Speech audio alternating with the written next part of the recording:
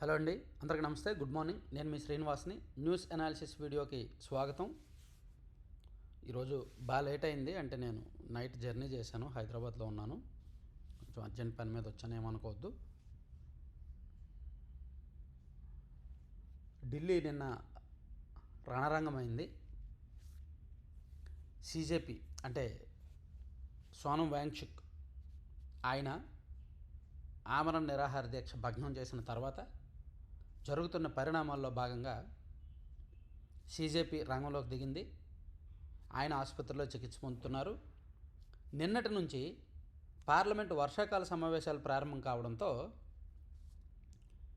ప్రధాన డిమాండ్ ధర్మేంద్ర ప్రధాన్ రాజీనామా చేయాలి. ఆ డిమాండ్తో సీజేపీ నేరుగా ప్రత్యక్ష ఆందోళనకు దిగింది. దీనికి వేలాది మంది మద్దతుదారులు వచ్చారు. చుట్టుపక్కల రాష్ట్రాల నుంచి పంజాబ్, హర్యానా, యూపీ, ఢిల్లీ ఈ ప్రాంతాల నుంచి మద్దతుదారులు భారీగా తరలి రావడంతో కేంద్ర ప్రభుత్వం కూడా, ఢిల్లీ పోలీసులు కూడా ఎక్స్పెక్ట్ చేయలే ఇంతమంది వస్తారని. సో బారికేడ్లను దాటి అసలు బారికేడ్లు అడ్డం పెట్టినా దాన్ని దాటుకొని పార్లమెంట్ ముట్టించే ప్రయత్నం చేశారు. సో దీంతో పోలీసులు లాఠీచార్జీ చేయాల్సి వచ్చింది, బాష్పవాయువు ప్రయోగించాల్సి వచ్చింది. సో ఆందోళనకారులకు, పోలీసులకు గాయాలు. సీజేపీ ప్రతినిధులతో కేంద్రం చర్చలు ప్రారంభించింది. డిమాండ్లపై హామీ ఇచ్చిందన్న సీజేపీ చర్చించి చెబుతామన్న నడ్డా. జంతర్ మంతర్ వేదిక తొలగింపు, కేరళ హౌస్ వద్దకు మారిన దీక్ష. సో నీట్ లీకేజీకి బాధ్యత వహిస్తూ కేంద్ర విద్యాశాఖ మంత్రి ధర్మేంద్ర ప్రధాన్ రాజీనామా చేయాలని, విద్యా వ్యవస్థలో సంస్కరణలు అమలు చేయాలని డిమాండ్ చేస్తూ కాక్రోచ్ జనతా పార్టీ చేపట్టిన చలో పార్లమెంటు తీవ్ర ఉద్రిక్తతలకు దారితీసింది. వేల మంది సీజేపీ మద్దతుదారులు పార్లమెంటు వైపు దూసుకురావడం, బారికేడ్లను దాటి వెళ్లేందుకు ప్రయత్నించడంతో పోలీసులు అడ్డుకుని బాష్పవాయుగోళాలు ప్రయోగించడం, లాఠీచార్జీ చేయడంతో ఆ ప్రాంతం రణరంగాన్ని తలపించింది. కేంద్రంలో నరేంద్ర మోదీ గారి ప్రభుత్వం అధికారంలోకి వచ్చిన ఈ 12 ఏళ్లలో 3 ఏళ్ల కిందట జరిగిన రైతులు, మహారాష్ట్ర నుంచి, పంజాబ్ నుంచి రైతులు వేలాది మంది తరలి వచ్చారు చూడండి ఢిల్లీకి పాదయాత్రగా. ఆ ఉద్యమం తర్వాత మళ్ళీ ఇదే పెద్ద ఉద్యమం అనుకోవచ్చు. అప్పుడు కేంద్రం ఎలాగైతే వెనక్కి వెళ్ళి వ్యవసాయ చట్టాలని వెనక్కి తీసుకుందో, ఇప్పుడు ఖచ్చితంగా ధర్మేంద్ర ప్రధాన్ గారు రాజీనామా చేయకపోతే ఆ ఫలితం కేంద్ర ప్రభుత్వానికి తగులుతుంది. ఆ మూల్యం చెల్లించుకోక తప్పదు. జడ్ చాలా వేడిగా ఉన్నారు ఈ పేపర్ లీకేజీల విషయంలో. కేంద్రానికి అర్థం కావట్లేదు ఆ విషయం. అర్థం అయినా సరే నటిస్తున్నారేమో. సో ఇది అన్ని పత్రికల్లో హైలైట్ చేశారు. ఆంధ్రజ్యోతిలో కూడా కదం తొక్కిన కాక్రోచ్ అని బాగా హైలైట్ చేశారు. లాఠీ దెబ్బలకు ఎదురొడ్డి, గాయాల మధ్య గర్జన. అలాగే ఉంటుంది. వీళ్ళేమి రాజకీయ పార్టీలకు ఏంటంటే అలవాటు పెయిడ్ ఆందోళనలు చేయడం అలవాటు. కానీ ఇక్కడ వచ్చిన కాక్రోచ్ జనతా పార్టీ వాళ్ళు పెయిడ్ ఆందోళనకారులు కాదు. వాళ్ళ వేడి రక్తం, వాళ్ళు ఒక కసి ఉంటుంది, వాళ్ళ పట్టుదల ఉంటుంది, వాళ్ళ మొండితనం ఉంటుంది. ఎందుకంటే వాళ్ళ వైపు న్యాయం ఉంది, వాళ్ళ వైపు సరైన వాదన ఉంది. సో కేంద్రం ఖచ్చితంగా దిగిరావాల్సిన అవసరం అయితే ఉంది. సో నిరసన కొనసాగిస్తా, చెలో పార్లమెంటుపై దమనకాండకు వ్యతిరేకంగా పోరాడతా పోలీసు చర్య కలచివేసింది. సోనం వాంగ్చుక్ ప్రకటన, ఆయన ఆరోగ్య నివేదికలు ఇవ్వండి హైకోర్టు. అణచివేత భారత విధానం కాదు, పోలీసుల తీరును ఖండించిన రాహుల్. పార్లమెంటు విద్యార్థులది, ఎవరి సొత్తు కాదు ప్రియాంక. యువత మాట వినండి కేజ్రీవాల్. పెద్ద సంఖ్యలో పాల్గొన్న తల్లిదండ్రులు, సీనియర్ సిటిజన్లు. పోలీసుల లాఠీచార్జీ, బాష్పవాయు ప్రయోగం, నిరసనకారులకు తీవ్ర గాయాలు, ఆసుపత్రికి తరలింపు, బారికేడ్లను దాటికెళ్లిన యువత, పోలీసులపైకి రాళ్ళు, తోపులాట్లో పలువురు పోలీసులకు గాయాలు. ఇట్లా చాలా జరిగాయన్నమాట. ఇక మరో విషయాన్ని మనం చెప్పుకుంటే, ఈ తమ్మినేని సీతారాం కుటుంబం మొత్తం పరారీలో ఉంది. నిజానికి ఇక్కడ పరారైందని రాస్తున్నారు, కానీ ఆ జిల్లాలో టీడీపీ నాయకులకు తెలుసు ఆయన ఎక్కడున్నారు, ఎటు వెళ్ళారు. ఆయన్ని దాచిపెట్టింది కూడా ఆ జిల్లాలో టీడీపీ నాయకులే ఉంటారు. శ్రీకాకుళం జిల్లా రాజకీయాలు చాలా గమ్మత్తుగా ఉంటాయి. అంతా కూడా అంతర్గత ఆలోచనలతో ఉంటాయన్నమాట. నువ్వు నా జోలికి రావద్దు, నేను నీ జోలికి రావద్దు అనేటట్టు ఉంటాయన్నమాట. శ్రీకాకుళం ఒకటి, చిత్తూరు ఒకటి, కొన్ని జిల్లాల్లో అలా ఉంటాయి.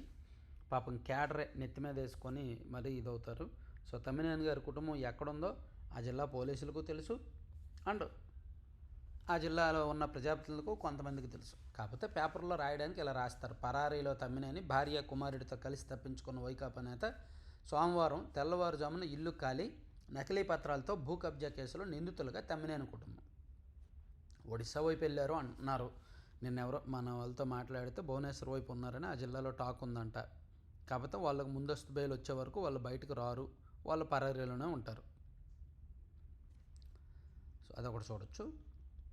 ఇక ఈ ట్రైనీ ఐపీఎస్ ఉదంతం ఉంది కదా, ఉదయ కృష్ణారెడ్డిది. ఈనాడులోనేమో ట్రైనీ ఐపీఎస్ ఈ నాటకం అని రాశారు. అతిగా మద్యం తాగడంతో అపస్మారక స్థితిలోకి వెళ్ళిన ఉదయ కృష్ణారెడ్డి లైంగిక వేధింపుల కేసులో పోలీసుల దర్యాప్తు అమ్మరమని, అదంతా నాటకం అనేటట్టు రాశారు ఈనాడులో. ఇదిగోండి, సంచలనం సృష్టించిన మహిళా ట్రైనీ ఐపీఎస్ లైంగిక వేధింపుల కేసులో మరో మలుపు తిరిగింది. నిందితుడు ట్రైనీ ఐపీఎస్ ఉదయ కృష్ణారెడ్డి యత్నం చేసినట్టు ఆసుపత్రి పాలైన సోమవారం రోజంతా ప్రచారం జరగగా అదంతా నాటకమని, సానుభూతి పొందడం కోసమే ఇలా చేసినట్టు పోలీసుల దర్యాప్తులో గుర్తించారు. అలాగే ఆంధ్రజ్యోతిలో మరోలా రాశారు. యత్నం, మహిళా ట్రైనీ ఐపీఎస్ వేధింపుల కేసులో నిందితుడు, బంధువుల ఇంట్లో ఏదో ద్రావణం తాగిన ఉదయ్, ఆసుపత్రికి తరలింపు, నిలకడగా ఆరోగ్యం, విష పదార్థాల ఆనవాళ్లు లభించలేదని వైద్యులు, రక్త పరీక్షల రిపోర్టులు వచ్చాకే స్పష్టత వస్తుందని వెల్లడి. తనపై నిరాధార ఆరోపణలు చేస్తున్నారంటూ ఇన్స్టాగ్రామ్ స్టేటస్లో పెట్టిన ఉదయ కృష్ణారెడ్డి. ఏడాది కాలంగా రిలేషన్షిప్లో ఉన్నాం, ఆమె నా గదికి వచ్చేది, బలవంతంగా తీసుకెళ్లలేదు, వీడియోలో ఆధారాలన్నీ నా ఫోన్లో ఉన్నాయి, సోషల్ మీడియాలో వైరల్. ఇక్కడ నేను ఒకటి చెప్పదలుచుకున్నా, అందరికీ తెలిసేదే, ఆకెళ్ళి ముళ్ళు మీద పడ్డా, ముళ్ళు వచ్చి ఆకు మీద పడ్డా చిరిగేది ఆకే కదా.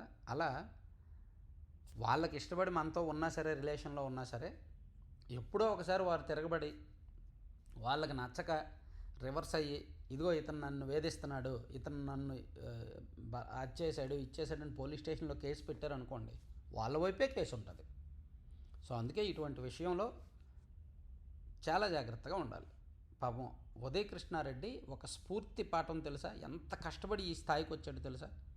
ఎంతో కష్టపడ్డాడు, కానిస్టేబుల్గా పనిచేశాడు, అవమానాలు ఎదుర్కొన్నాడు, చిన్నప్పుడే తల్లిదండ్రులను కోల్పోయాడు, అమ్మమ్మ దగ్గర పెరిగాడు, కానిస్టేబుల్ అయ్యాడు, అవమానాలు ఎదుర్కొన్నాడు, కసిగా 5 సార్లు సివిల్స్ రాశాడు.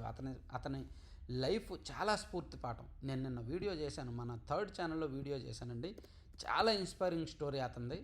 సరే, ఇప్పుడంటే ఇలా చేశాడు, ఇదంతా పక్కన పెడితే, వీలైతే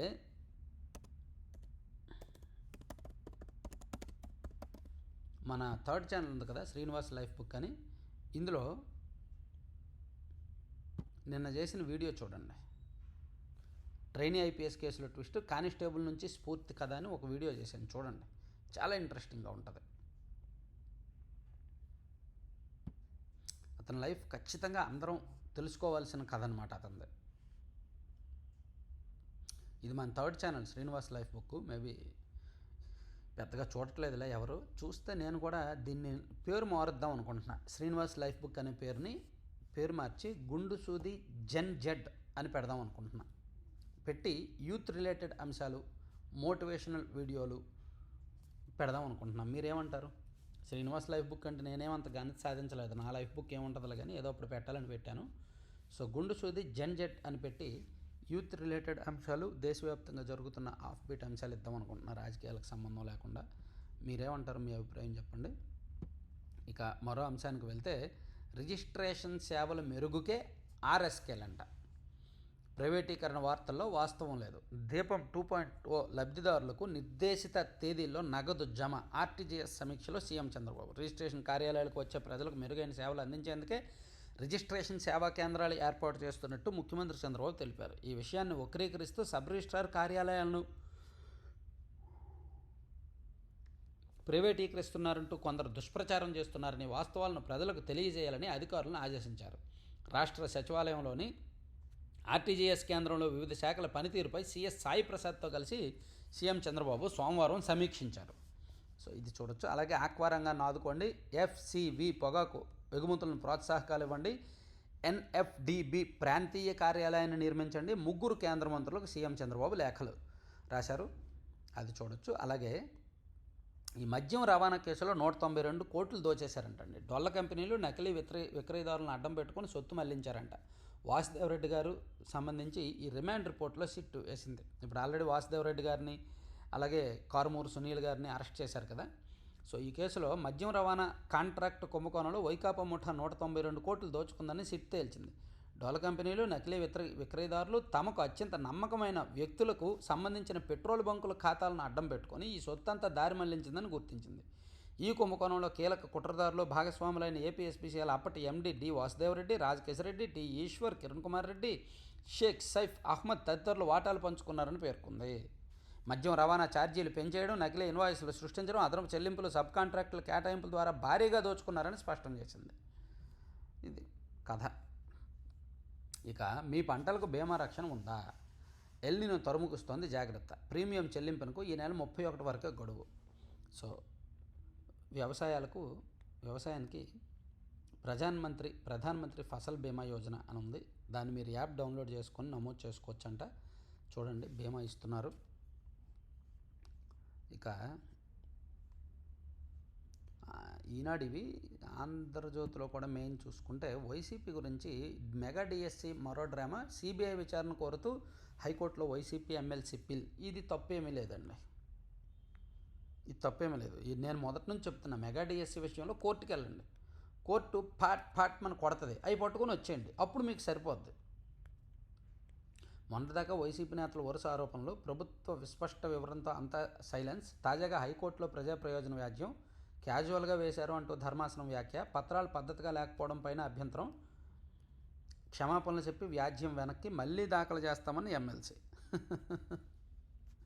పాపం వీళ్ళకి ఏదో ఒకలాగా ఆ ఉన్న 40% ఓట్లు తగ్గించుకునే ప్రయత్నంలో భాగంగా, ఆ వచ్చిన 11 సీట్లు తగ్గించుకునే ప్రయత్నంలో భాగంగా వైఎస్ఆర్ కాంగ్రెస్ పార్టీ అవిశ్రాంత పోరాటం చేస్తూనే ఉన్నారు. రాజధాని విషయంలోనూ, మెగా డిఎస్సి విషయంలో, ఇలా అనేక విషయాల్లో. 5 ఏళ్ళు అధికారంలో ఉన్న ఒక్క డిఎస్సి పోస్టింగ్ కూడా ఇవ్వలేకపోయింది వైసీపీ. ఒక్క నోటిఫికేషన్ కూడా ఇవ్వలేకపోయింది. ఇప్పుడు కూటమి సర్కారు ఒకే నోటిఫికేషన్తో 16,000కు పైగా ఉద్యోగాలు భర్తీ చేయడాన్ని జీర్ణించుకోలేకపోతుంది. మెగా డిఎస్సిపై కుట్రలు కొనసాగిస్తూనే ఉంది. ఉపాధ్యాయ నియామకాలను గండికొట్టే ప్రయత్నాలు చేస్తూనే ఉంది. వైసీపీ నేతలు మొన్నటిదాకా డిఎస్సిపై రకరకాల ఆరోపణలతో రచ్చ చేశారు. ప్రభుత్వం స్పందించి ప్రతి అంశంపైన స్పష్టమైన వివరణ ఇవ్వడంతో మౌనముద్ర వేశారు. ఇప్పుడు రూటు మార్చి డిఎస్సిపై కోర్టుకు వెళ్ళారు. అది కామనే, వాళ్ళు కోర్టుకు వెళ్ళడం, కోర్టు ఏమో లెంపకాయ కొట్టడం, అది పట్టుకొని తిరిగి వచ్చేయడం, మళ్ళీ సుప్రీంకోర్టుకు వెళ్ళడం, సుప్రీంకోర్టు రెండో వైపు కొట్టడం, అది పట్టుకొని తిరిగి వచ్చి సైలెంట్ అయిపోవడం వాళ్ళకి అలవాటు అయిపోయింది. వైసీపీ అధికారంలో ఉన్నప్పటి నుంచి అలవాటు అయిపోయింది. ఇక ఇదిగోండి, ఆక్వాను ఆదుకోండి అని సీఎం చంద్రబాబు గారు కేంద్ర మంత్రులకు లేఖ రాసినది. అలాగే భూములు ఇచ్చిన ప్రతి రైతును విమానం ఎక్కిస్తారంటండి. ఈ భోగాపురం ఎయిర్పోర్ట్ కోసం భూములు ఇచ్చిన రైతుల కంటే విమానయానం ఫ్రీగా ఉచితంగా ఇస్తారంట. అదొకటి. ప్రభుత్వ అధీనంలోనే సబ్ రిజిస్ట్రార్ ఆఫీసులు ఉంటాయని చెప్పారు, అదొకటి చూడొచ్చు. అలాగే ఇథనాల్ ఇంధనంగా వంట చేద్దామా, త్వరలో ఎల్పీజీకి ప్రత్యామ్నాయంగా. ఇందుకు ప్రత్యేకంగా సూపర్ బ్లూ స్టవ్లు బంకుల్లో, ఏటీఎంలో డబ్బాల్లో నింపుకోవాలి. ఎల్పీజీ లాగానే ఇథనాల్కు సబ్సిడీ, స్టవ్లకు కూడా. తగ్గనున్న ఎల్పీజీ దిగుమతుల భారం, వినియోగంలోకి మిగులు ఇథనాల్. బ్లెండింగ్ 20% మించే ఆలోచన లేదు. పెట్రోలియం శాఖ సహాయ మంత్రి సురేష్ గోపి. సో ఏంటండి, ఇళ్లలోకి మనకి ఎల్పీజీ గ్యాస్తో వంట చేస్తున్నాం కదా, ఇక మీదట ఇథనాల్తో వంట చేయొచ్చు అంటండి. దానికోసం సెపరేట్ టెక్నాలజీతో స్టవ్లు తయారు చేస్తున్నారంట. అలాగే సబ్సిడీలో కూడా ఇస్తారంట. ఇదేదో ఇంట్రెస్టింగ్గా ఉంది కదా, చూద్దాం.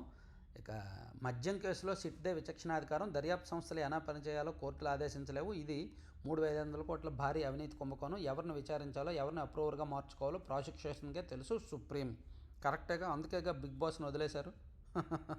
3,500 కోట్ల స్కామ్, అందులో దాదాపుగా 3,000 కోట్లు కొట్టేసింది ఒక పెద్ద ఆయన పేరే ఛార్జ్షీట్లో వేశారు. కానీ ఆయన్ని తప్పించి మిగిలిన వాళ్ళందరినీ అరెస్టులు చేస్తున్నారు, మిగిలిన వాళ్ళందరినీ విచారణకు పిలుస్తున్నారు. అదే మా సిట్టు ఉన్న ప్రత్యేకత అదే. మా సిట్ మీన్స్ మా రాష్ట్ర సిట్టు. సుప్రీంకోర్టుకి తెలియాలి కదా. భావ కమిషన్లు, భావమరిది ఖాతాలు. అడ్డగోలుగా మద్యం రవాణా టెండర్ల మార్పు. అనుకూల సంస్థలకు వాసుదేవరెడ్డి కాంట్రాక్టులు, కమిషన్ల డబ్బు భావమరిది ఖాతాల్లో జమ. ప్రభుత్వ ఖజానాకు 192 కోట్ల నష్టం. సిట్ 32 పేజీల రిమాండ్ రిపోర్ట్లో వెల్లడి. ఇందులో కారుమూరి సునీల్, కేశరెడ్డి పాత్ర. అది చూడొచ్చు. ఇక వైసీపీ నేతలకు భూ సంతర్పణ. డిప్యూటీ కలెక్టర్ మహేశ్వర్ రెడ్డి మజాక. గతంలో సీకేదిన తహసీల్దార్గా విధులు. ఆ టైంలో ప్రభుత్వ భూములు దారాదత్తం. జగన్ మేనమామ రవీంద్రకు నమ్మిన బంటు. వైసీపీ నేతలతో కలిసి రియల్ ఎస్టేట్ బిజినెస్. నిషేధిత భూములను పట్టాల్యాండ్గా మార్పు. 50 కోట్ల విలువైన భూముల అప్పగింత. అప్పట్లోనే ఆంధ్రజ్యోతి వరుస కథనాలు. సస్పెండ్ చేసి గురిపెట్టిన జగన్ సర్కార్. కూటమి హయాంలో సీరియస్, మళ్లీ విచారణ. అక్రమాల గుట్టురట్టుతో పోలీస్ కేసు నమోదు. సో వైసీపీ హయాంలో చేసిన పాపాలు ఒక్కొక్కటి పగులుతున్నాయి కదా, ఇదిగో దానిలో ఇది ఒకటి వచ్చింది.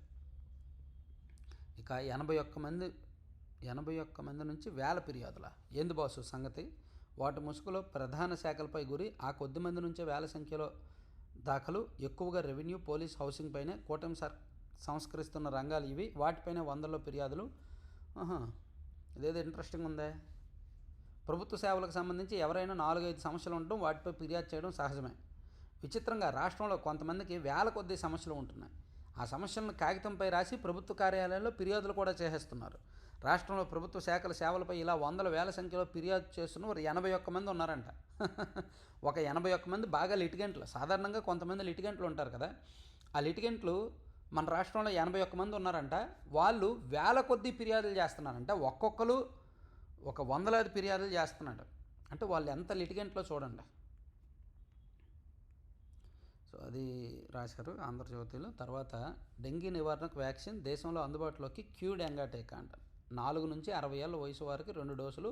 మొదటి డోసు తర్వాత 3 నెలలకు మరొకటి. డెంగీ 4 వేరియంట్ల నుంచి దీర్ఘకాలం రక్షణ.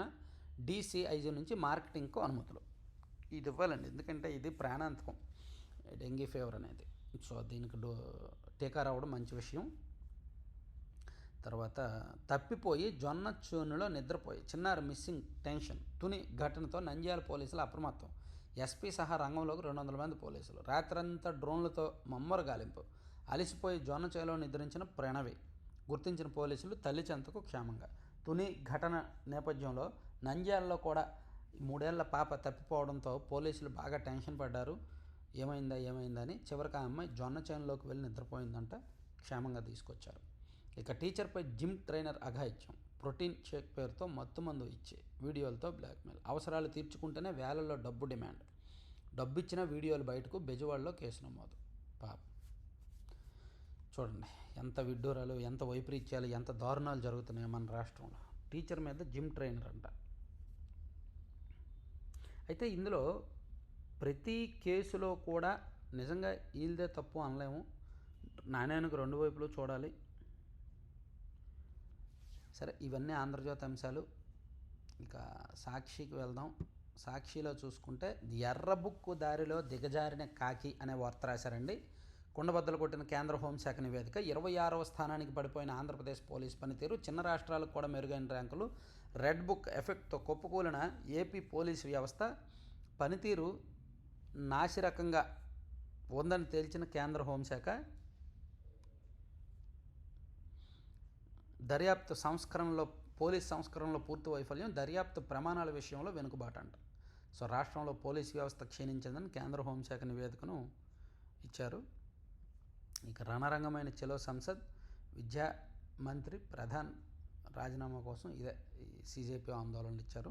తర్వాత 43,62,387 ఓట్లు గల్లంతు సార్. రాష్ట్రంలో గడువు పెంచాక మరిన్ని ఓట్లు తొలగింపు. రాష్ట్రం మొత్తం మీద 10% ఓటర్ల వివరాలు తెలియడం లేదు. 16.38% ఓట్ల గల్లంతతో తిరుపతి జిల్లా ఫస్ట్. 4.16 కోట్ల మంది ఓటర్లలో 14.87 లక్షల మంది చనిపోయినట్టు గుర్తింపు. ఓకే, ఇక త్రివేణికి పచ్చతాంబూలం. 348 కోట్ల మంగంపేట బైరటిస్ టెండర్లో బరితెగింపు. అడిగిందే తడవుగా టెండర్ నిబంధనల సవరణ. ఒక్క బిడ్ వచ్చినా కాంట్రాక్టు ఖరారు చేసేలా క్లాజ్ మార్పు. మిగతా కంపెనీల విన్నపాలు బుట్ట దాఖలు. త్రివేణి అనే కంపెనీకి ఇచ్చేశారా? ఇక డాక్యుమెంట్ రైటర్ల సమ్మె స్తంభించిన రిజిస్ట్రేషన్లో. ఏపీలో పడిపోతున్న GSDP నిష్పత్తి. నీటిలో భారీగా టాప్ స్కోరర్లు. రాప్తాడు ఎమ్మెల్యే పరిటాల సునీత అనుచరుడైన గోనుగొంట్ల సూర్యనారాయణ దొంగ ఓట్లు ఎక్కించుతుంటే నేను అడ్డుకున్నానని నాపై కక్షకట్టు కేసు బనాయించారని వైఎస్ఆర్సీపీ కార్యకర్త నాగేంద్ర పురుగుమందు తాగాడంట. ఇక వృద్ధుడిపై SI దాష్టీకం అంట. ఇక ఉదయ కృష్ణారెడ్డి వార్త. కాపుల కోసం ముద్రగడి జీవితం అంకితం. వైసీపీ కోసం అంకితం చేశారు ఆయన. కాపుల కోసం అంకితం చేయాలి, వైసీపీ కోసం అంకితం చేశారు. పాపం అతని ఆ పాపం పుణ్యం వైసీపీకే తెలియాలి. ఇక ట్రాన్స్ఫార్మర్ల కొనుగోళ్లలో మాయ. ఇప్పుడేంటి, ఎప్పటి నుంచో జరుగుతుందిగా, ఏదో కొత్తగా రాస్తున్నారు. ఈనాడు వాళ్ళకి తెలియదా? వైసీపీ అధికారంలో ఉన్నప్పుడు రాయలేదా? ఇప్పుడేమో కంపెనీ పేరు పెట్టాల. ఆ కంపెనీ వాళ్ళు ఈనాడుతో కూడా కలిసి ఈనాడుకి ఏదో ఉంటుందిగా వ్యవహారం. ఇచ్చినట్టున్నారు. అందుకే ఇక్కడ కంపెనీ పేర్లు రాయకుండా రాశారు. ఏ కంపెనీయో తెలుసుగా, మన రాష్ట్రంలో ట్రాన్స్ఫార్మర్లు అంటే ఏ కంపెనీయో తెలుసు కదా. ఆ కంపెనీకి ఎక్కువ రేటుకి ఇస్తారన్న సంగతి తెలుసుగా. 70,000 రూపాయలు 1,40,000 రూపాయలు వాళ్ళకి ఇచ్చి వాళ్ళ దగ్గర కొంటారు. అలాగే ఇక్కడ 3,59,000 విలువైందేమో 5,30,000కి కొన్నారంట. మన రాష్ట్రంలో గడిచిన 7 సంవత్సరాల నుంచి వైసీపీ అధికారంలోకి వచ్చినప్పటి నుంచి 5 ఏళ్ళు విచ్చలవిడిగా జరిగింది. సుమారుగా ఒక 70-80 వేల కోట్లు దారి మళ్ళింది. ఇప్పుడు కూటమి వచ్చాక కూడా కొనసాగుతుంది. ఇక వదలబొమ్మాలి ఈఎన్సీ సీటు వదల పదవీకాలం మరో 2 ఏళ్ల పొడిగింపునకు బాలునాయక్ పదవులు. వైసీపీ హయాంలో పంచాయతీరాజ్ ఈఎన్సీగా నియామకం, నెలాఖరున పదవి విరమణకు బదులు కొనసాగేలా తీవ్ర ప్రయత్నాలంట. పెద్దిరెడ్డి గారి మనిషి. వైసీపీ వచ్చాక కూడా అతన్ని మార్చలేదు, కూటమి వచ్చాక అతన్ని మార్చలా. చాలా జరుగుతున్నాయండి. నేను అవన్నీ చెప్తే మళ్ళీ ఫీల్ అవుతున్నారు, కానీ ఏదో నన్ను ద్రోహి అదని ఇదని నా మీద కుట్ర చేస్తున్నారు, కానీ చాలా దారుణాలు జరుగుతున్నాయి తెలుసా. కూటమి ప్రభుత్వంలో వైసీపీ వాళ్ళకి చాలా పనులు అవుతున్నాయి. వాళ్ళు వీళ్ళు ఒకటైపోయారు. సరే, ఇక గిరిజన హక్కులకే తొలి ప్రాధాన్యం, జీవో 3కి ప్రత్యామ్నాయాలని పరిశీలిస్తున్నాం. 1/70 చట్టం అమల్లో అనుమానాలు అక్కర్లేదు, సీఎం చంద్రబాబు స్పష్టీకరణ. విమానాశ్రయానికి భూములు ఇచ్చిన రైతులకు ఒకసారి విమానయానం. ఉత్తరాంధ్ర అంతటా భోగాపురం ప్రారంభ వేడుకలు. విమానాశ్రయంతో పాటు పలు అభివృద్ధి పనులకు ప్రధాని ప్రారంభోత్సవం, ముఖ్యమంత్రి వెల్లడి. సో ఈ సభ చాలా ఘనంగా చేయబోతున్నారండి. విజయనగరం జిల్లాలో భోగాపురం విమానాశ్రయం ప్రారంభం బహిరంగ సభ గ్రాండ్గా ఉండబోతోంది. ప్రధానమంత్రి నరేంద్ర మోదీ గారు వస్తారు. సరే, ఎనీవే ఇప్పటికే లేట్ అయింది కదా, ముగిద్దాం. సో న్యూస్ పేపర్ అనాలిసిస్ ఈరోజు త్వరగా క్లోజ్ చేస్తున్నాను. నెక్స్ట్ వీడియోలతో మళ్ళీ కలుద్దాం. Thank you.